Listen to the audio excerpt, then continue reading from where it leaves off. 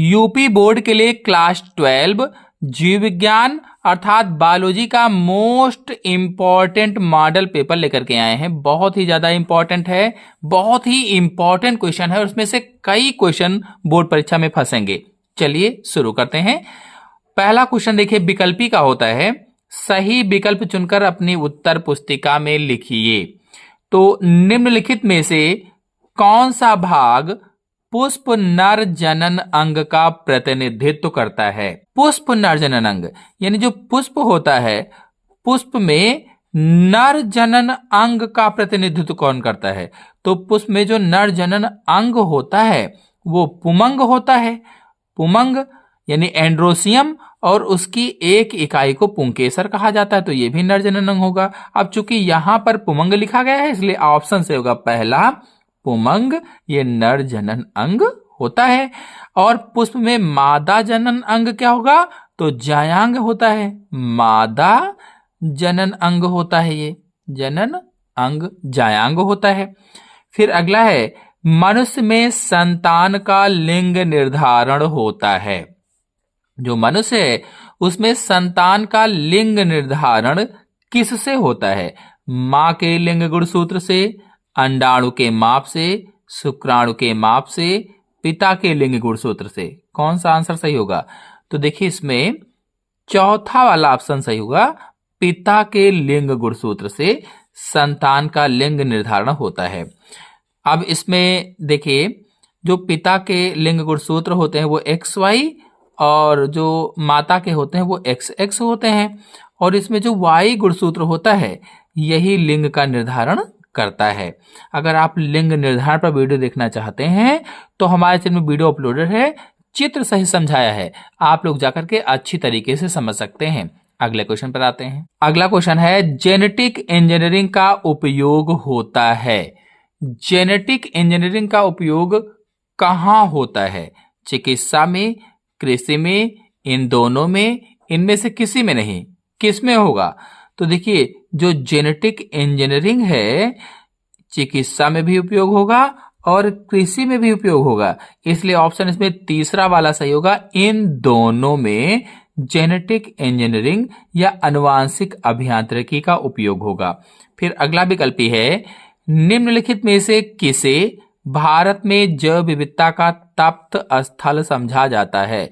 तप्त स्थल कहो चाहे हॉट स्पॉट कहो, हॉट स्पॉट को तप्त स्थल कहा जाता है हिंदी में। तो निम्नलिखित में से किसे भारत में जैव विविधता का तप्त स्थल समझा जाता है? अरावली पर्वत, इंडो गंगेटिक मैदान, पश्चिमी घाट, पूर्वी घाट। तो देखिए इसमें पश्चिमी घाट ऑप्शन सही हो जाएगा। आपको बता दें कि जो भारत में हॉटस्पॉट मुख्य रूप से हैं वो पश्चिमी घाट हॉटस्पॉट है और पूर्वी हिमालयन हॉटस्पॉट है मुख्य रूप से अगर देखा जाए। अब चलिए अति लघु उत्तरीय प्रश्नों को देखते हैं। तो अति लघु उत्तरीय प्रश्न वाला जो दूसरा प्रश्न होता है वो अति लघु उत्तरीय का होता है, और इसमें 1 2 3 4 5 प्रश्न होते हैं, छोटे छोटे से, थोड़ा थोड़ा सा लिखना होता है।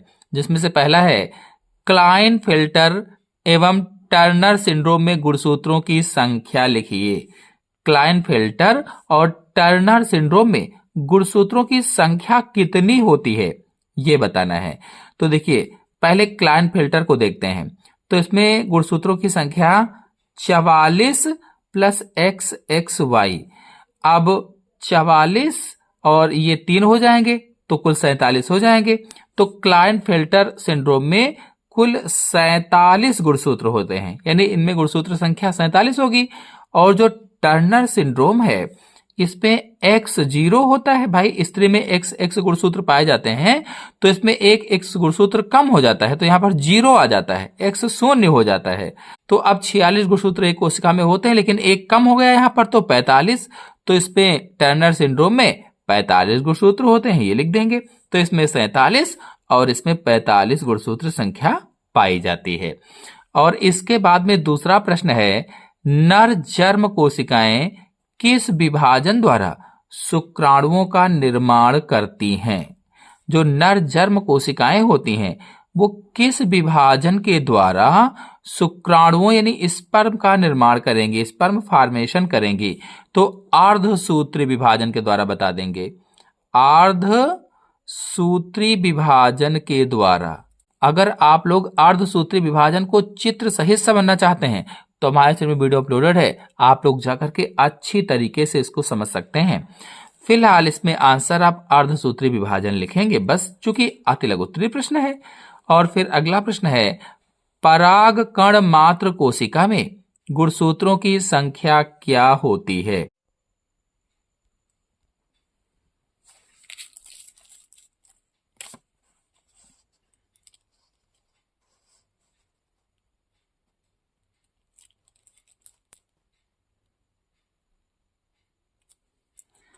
तो परागकण मात्र कोशिका में गुणसूत्रों की संख्या पूछी गई है। तो जो परागकण होते हैं, परागकणों की मात्र कोशिका में गुणसूत्रों की संख्या द्विगुणित होगी, द्विगुणित होगी, डिप्लॉइड होती है। ये अर्धसूत्री विभाजन होता है इसके बाद में, और अर्धसूत्री विभाजन के बाद में एक पराग मात्र कोशिका से 4 परागकण बनते हैं। भाई ये जैसे पराग मात्र कोशिका है तो क्या है, परागकण मात्र कोशिका, चाहे लघु बीजाणु मात्र कोशिका कहो, चाहे परागकण मात्र कोशिका कहो, तो इनमें गुणसूत्रों की संख्या पूछी गई थी तो द्विगुणित होगी, द्विगुणित होगी। लेकिन जब अर्धसूत्री विभाजन होता है तो अर्धसूत्री विभाजन के बाद एक पराग मात्र कोशिका से 4 पराग कणों का निर्माण होता है और ये सभी अगुणित होते हैं, अगुणित। फिर नेक्स्ट क्वेश्चन है, उस एंजाइम का नाम लिखिए जो डीएनए अणु को खंडों में तोड़ देता है। ऐसे एंजाइम का नाम बताना है जो डीएनए अणु को खंडों में तोड़ देता है। तो वैसे तो अगर समूह के रूप में बताया जाए तो ऐसे एंजाइमों को विदलन एंजाइम कहा जाता है, विदलन एंजाइम। लेकिन चूंकि यहां पर नाम पूछा गया है, उस एंजाइम का नाम लिखिए, तो यहां पर आप बता सकते हैं प्रतिबंधन, प्रतिबंधन एंडोन्यूक्लिएज एंजाइम, प्रतिबंधन एंडोन्यूक्लिएज एंजाइम इसका आंसर हो जाएगा। फिर अगला है, समिष्ट में परिकल्पित पिरामिड किस प्रकार के होते हैं? एक समिष्ट है उसमें परिकल्पित पिरामिड किस प्रकार के होते हैं? तो आपको बता दें कि जो पादप प्रजातियां होती, जो पादप प्रजातियां होती हैं, पादप प्रजातियों की संख्या अधिक और शाकाहारी जीवों की संख्या कम होती है। तो समिष्ट क्या है? तो जीवों का समूह ही समिष्ट कहलाता है। तो इनमें क्या होगा कि पादप प्रजातियों की संख्या अधिक और शाकाहारी जीवों की संख्या कम होती है। तो अब अगला है लघुत्तरीय प्रश्न। ये 3 नंबर में जो 3 नंबर क्वेश्चन होता है इसमें लघुत्तरीय प्रश्न होते हैं, फर्स्ट पार्ट वाले 2-2 नंबर के होते हैं ये, और इसमें भी 5 खंड होते हैं, 1 2 3 4 और 5। अब पहला देखते हैं, इसमें देखिए, पक्षियों में लिंग निर्धारण को स्पष्ट कीजिए। देखिए जो पक्षी होते हैं, पक्षी में जो नर होता है, नर समयुग्मकी होता है, समयुग्मकी होता है, यानी उसमें जेड जेड प्रकार के गुणसूत्र पाए जाते हैं। और जो पक्षी में मादा होती है, मादा विषम युग्मकी होती है, विषम युग्मकी होती है, यानी कि उसमें WZ प्रकार के गुणसूत्र पाए जाते हैं। अब इधर लिखते हैं नर और इधर लिखते हैं मादा। नर में ZZ है, मादा में WZ है। अब इनके गैमीट्स निकाल कर क्रॉस करवा देना है, तो इसका Z हो जाएगा, इसका भी Z गैमीट हो जाएगा, इसका W और इसका Z हो जाएगा। अब क्रॉस करवाएंगे तो यहाँ पर ZW, इसका इससे करवाएंगे तो ZZ, इसका इससे करवाएंगे ZW, इसका इससे करवाएंगे तो ZZ। तो जहां जहां पर ZW आया है ये सभी मादा शिशु पक्षी हो जाएंगे, और जहां जहां पर ZZ आया है ये सभी नर शिशु पक्षी हो जाएंगे। इस तरह से पक्षियों में लिंग निर्धारण बता देंगे आप। तो अगर इसको आप और भी अच्छी तरीके से समझना चाहते हैं तो हमारे चैनल में वीडियो अपलोडेड है, आप लोग जाइए और पक्षी में लिंग निर्धारण क्रिया को समझ लीजिए। तो इसी तरह से मैंने मधुमक्खी में लिंग निर्धारण क्रिया को समझाया हुआ है, बहुत ही इंपॉर्टेंट है परीक्षा के दृष्टिकोण से। पक्षी में, मधुमक्खी में, मधुमक्खी वाला बहुत ही आसान तरीके से समझाया है, इतना आसान आपको कहीं नहीं मिलेगा। और इसी तरह से मनुष्य में लिंग निर्धारण को भी समझाया हुआ है। तो जितने भी लिंग निर्धारण वाले क्वेश्चन है वो आप देख लीजिए, तुरंत समझ में आ जाएंगे। फिर अगला है वाटसन तथा क्रिक द्वारा प्रस्तुत डीएनए के द्विकुंडलित मॉडल का स्वच्छ एवं नामांकित चित्र बनाइए। यह क्वेश्चन बहुत ही ज्यादा इंपॉर्टेंट है। इसमें तो केवल चित्र पूछा गया है, इसके बारे में पूछ लेते हैं, इसकी संरचना पूछ लेते हैं, तो इसको जरूर तैयार कर लेना है। मोस्ट इंपॉर्टेंट क्वेश्चन है वाटसन और क्रिक द्वारा प्रस्तुत डीएनए के द्विकुंडली मॉडल का स्वच्छ एवं नामांकित चित्र बनाना है। तो इसको हमारे चैनल से आप देख लीजिए। फिलहाल हम जल्दी से आपको बता देते हैं, ये जो इस तरह से द्विकुंडलिनी वाला डीएनए था वो बनाना है और इसमें नाइट्रोजन बेसेस जोड़ देने हैं। ये जो नाइट्रोजन बेसेस जोड़ेंगे इसमें, जैसे यहाँ पर C है, यहाँ पर G है, तो जो C है साइटोसिन है, साइटोसिन ग्वानिन से ट्रिपल बॉन्ड के द्वारा जुड़ेगा और जो ग्वानिन है ये भी साइटोसिन से ट्रिपल बॉन्ड के द्वारा जुड़ेगा। इसी तरह से जो एडेनिन है वो थायमिन से डबल बॉन्ड के द्वारा और थायमिन एडेनिन से डबल बॉन्ड के द्वारा जुड़ेगा। इस तरह से यहाँ पर सब लिखते जाएंगे। और जो यहाँ पर गहरी खांच है तो उसको मेजर ग्रुप लिख देंगे, जो कम गहरी खांच है उसको माइनर ग्रुप लिख देंगे। ये जो इसकी चौड़ाई है 20 एंगस्ट्रॉम, आधी 10 एंगस्ट्रॉम और एक न्यूक्लियोटाइड की, तो ये सारा कुछ लिखना होगा। मैंने सब कुछ समझाया हुआ, चित्र बनाना भी बताया हुआ है, आप लोग जाकर के अच्छी तरीके से समझ सकते हैं। फिर अगला है प्रतिरक्षा क्या है।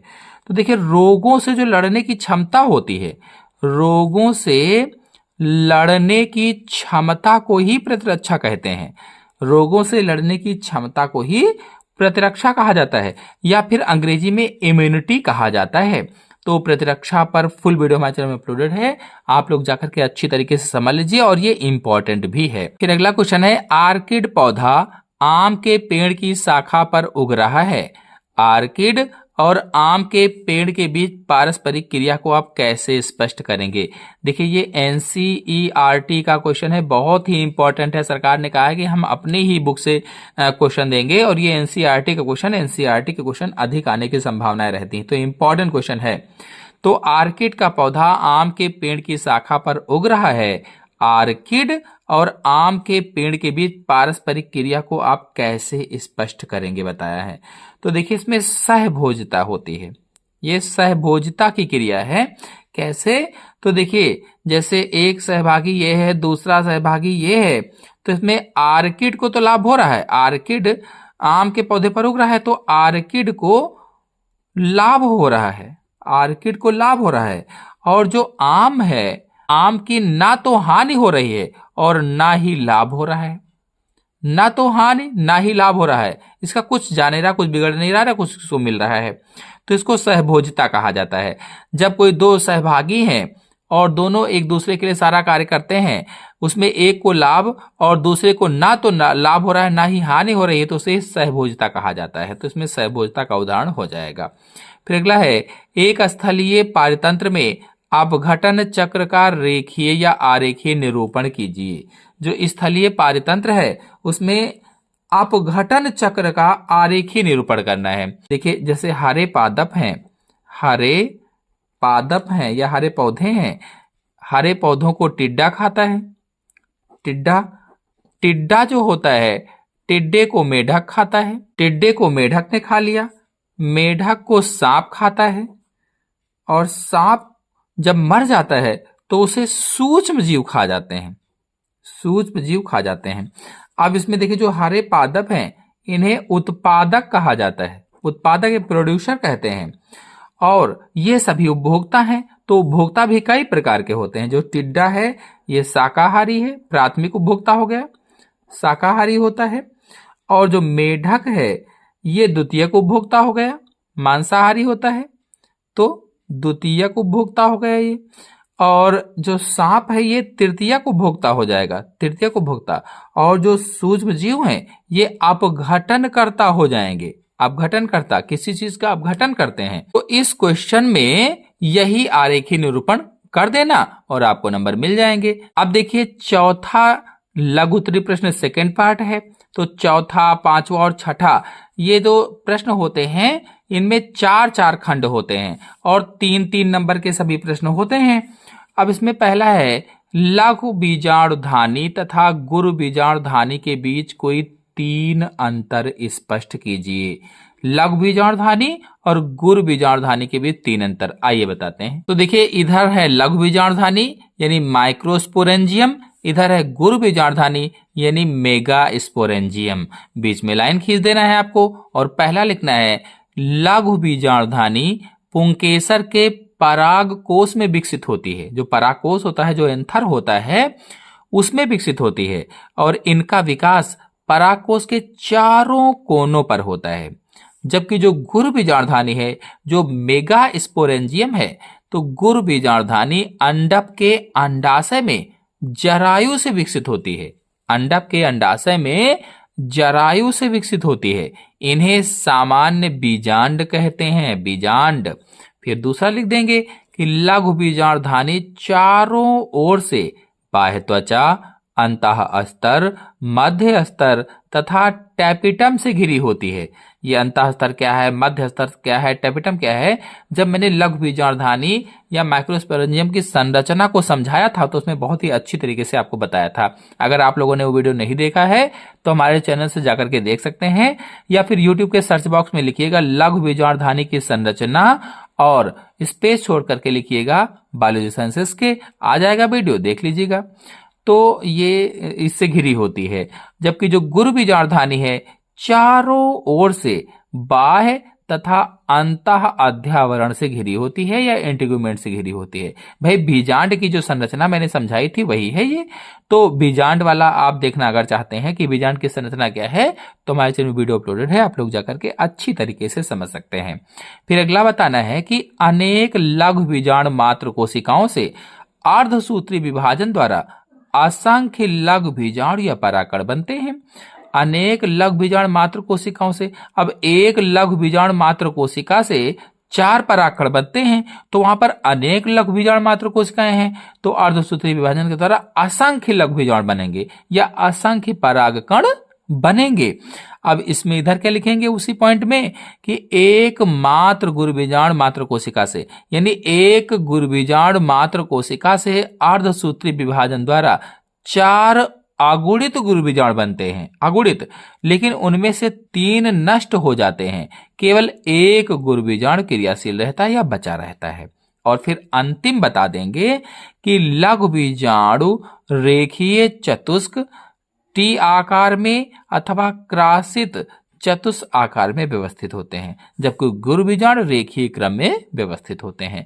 इस तरह से लघु बीजाणुधानी और गुरु बीजाणुधानी में अंतर लिख देना है। फिर अगले क्वेश्चन पर आते हैं। अगला क्वेश्चन है, हमारे समाज में लड़कियां पैदा होने पर दोष केवल महिलाओं को दिया जाता है, बताएं यह क्यों सही नहीं है। हमारे समाज में लड़कियां पैदा होने पर दोष केवल महिलाओं को दिया जाता है, बताएं या क्यों सही नहीं है। देखिए, एक मैंने अभी पीछे बताया था कि जो पुरुष होते हैं उनमें XY गुणसूत्र पाया जाता है, जो स्त्री होती हैं उनमें XX गुणसूत्र पाया जाता है। अब ये जो XX गुणसूत्र है ये संतान जन्म देता है, संतान को जन्म देता है, वो लड़का होगा या लड़की, इसके लिए इसमें गुणसूत्र नहीं पाए जाते हैं स्त्री में। जबकि जो पुरुष में Y गुणसूत्र पाया जाता है ये लिंग का निर्धारण करता है कि पुत्र होगा कि पुत्री। अब चूंकि ये पुरुष में पाया जा रहा है इसलिए इसका दोषी पुरुष होता है, स्त्री नहीं। अगर आप लोग इस क्वेश्चन को अच्छी तरीके से समझना चाहते हैं तो हमारे चैनल में वीडियो अपलोडेड है, क्वेश्चन आप लोग जाकर के अच्छी तरीके से समझ सकते हैं। फिलहाल मैंने इसको समझा भी दिया है।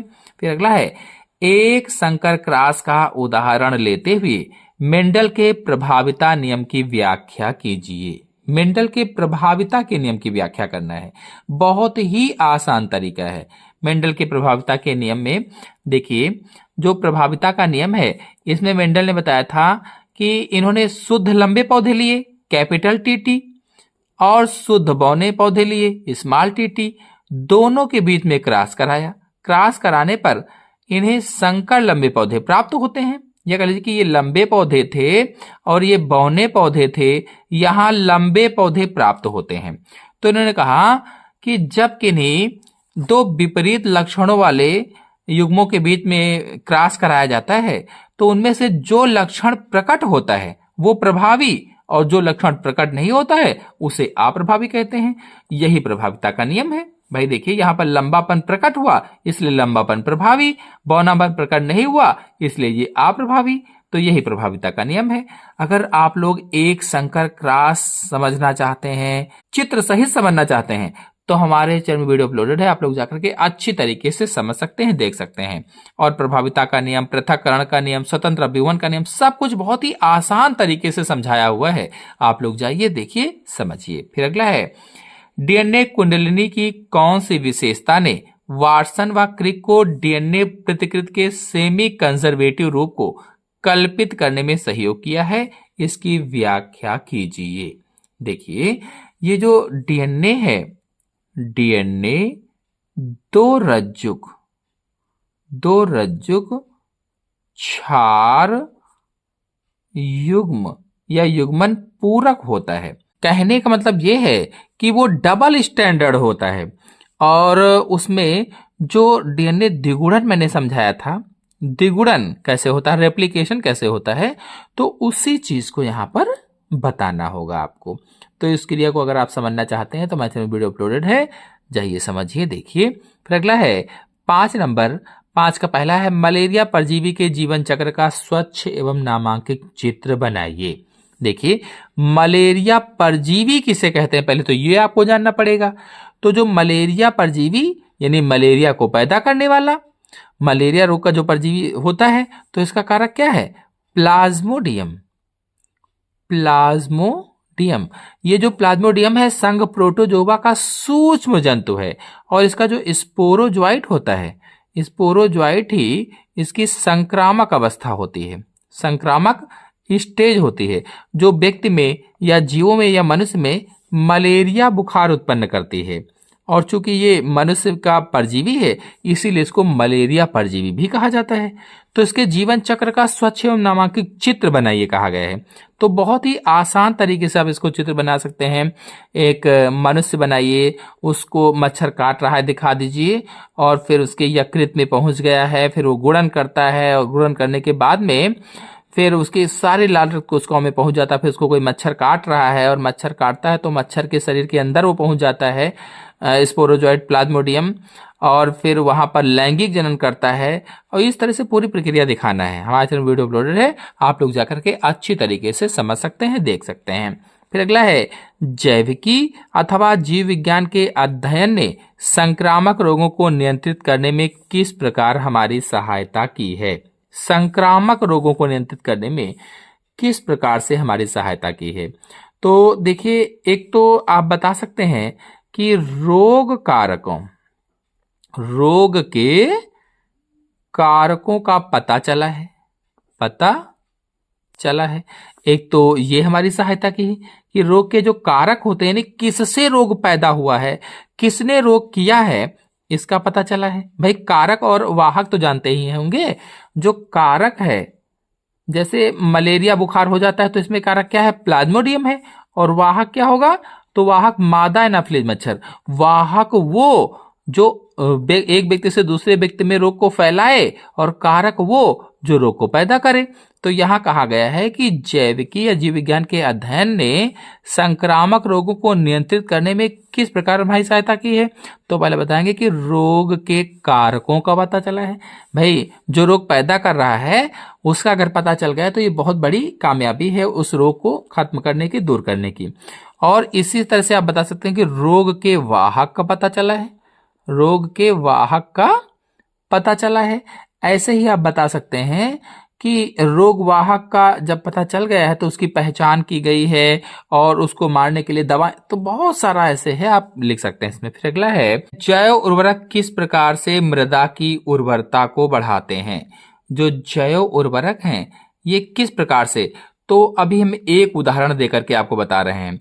जैसे दलहनी पौधों की जो जड़ें होती हैं, जैसे आपने खेत में अरहर बोया, चना बोया, तो इसमें जो दलहनी फसलें होती हैं इनकी जड़ों में ग्रंथियां पाई जाती हैं और इन ग्रंथियों में राइजोबियम नामक जीवाणु बैठा रहता है।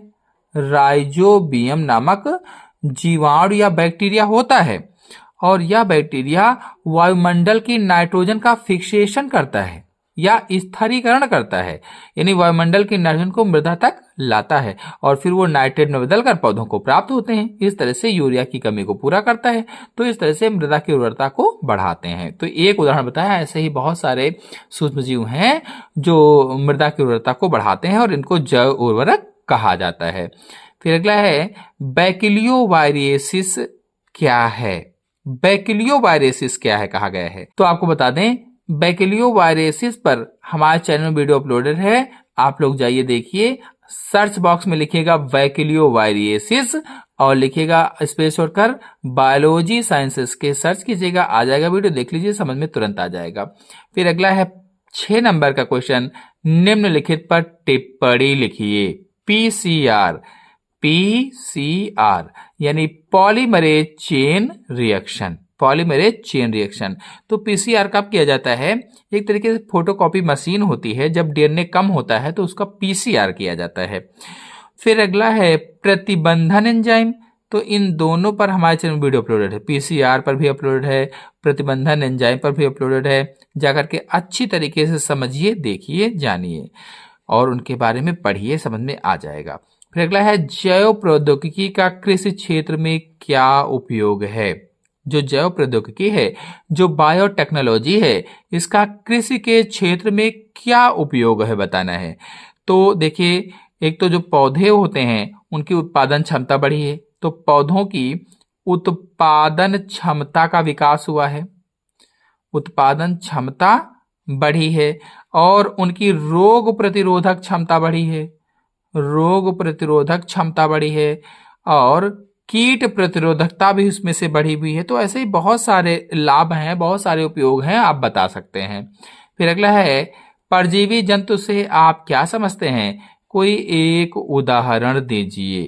परजीवी जंतु यानी पारजीवी जंतु की बात की गई है यहाँ पर, और पारजीवी जंतु वो जंतु होते हैं जो एक जंतु और दूसरे जंतु के डीएनए को आपस में मिलाकर बनाए जाते हैं, तो उसे ट्रांसजेनिक जंतु भी कहा जाता है, ट्रांसजेनिक जंतु।